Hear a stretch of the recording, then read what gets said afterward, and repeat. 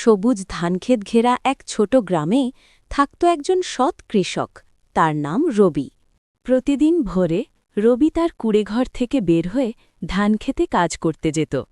গরিব হলেও তার মনটা ছিল দয়ার ভরা।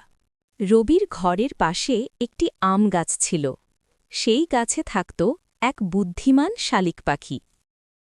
পাখিটার জন্য নিরাপদ বাসা বানিয়ে দিল আর বলল, ভয় পাস না মা, যতদিন বাঁচি তোর খেয়াল রাখব। প্রতিদিন কাজে যাওয়ার আগে রবি উঠোনে এক মুঠো চাল ছিটিয়ে দিত। শালিক পাখিটা উড়ে এসে চি চি করে ডাক দিত, যেন কৃতজ্ঞতা জানাচ্ছে। কয়েকদিন পর পাখিটা আবার সুস্থ হয়ে উঠল, নতুন বাসায় থাকতে শুরু করল। একদিন হঠাৎ ঝড় এলো। ভয়ঙ্কর বাতাসে আমগাছের ডাল ভেঙে পাখির বাসা পড়ে গেল। বৃষ্টির মধ্যে ভিজে কাঁপছিল ছোট পাখিটা। সব পাখি মিলে ধানক্ষেতের যত পোকা ছিল খেয়ে শেষ করে দিল। রবির মুখে ফিরে এলো। রবি আকাশের দিকে তাকিয়ে বলল, আল্লাহ মানুষ আর পাখিকে একে অন্যের সাহায্যের জন্যই সৃষ্টি করেছেন।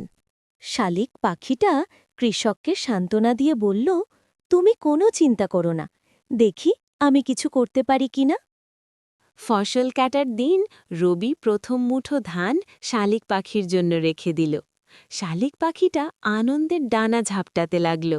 ঠিক তখনই শালিক পাখিটা তার বন্ধুদের ডেকে আনল। অনেক পাখি এসে ধানক্ষেতের পোকা খেতে শুরু করল। একদিন হঠাৎ ধানক্ষেতে ভয়ঙ্কর পোকার আক্রমণ হল। রবি খুব চিন্তায় পড়ে গেল। ফসল নষ্ট হলে তার সংসার চলবে কিভাবে? সুখী পরিবারের সুখ কোনো ধন সম্পদ বা বড় জায়গার মধ্যে নয়।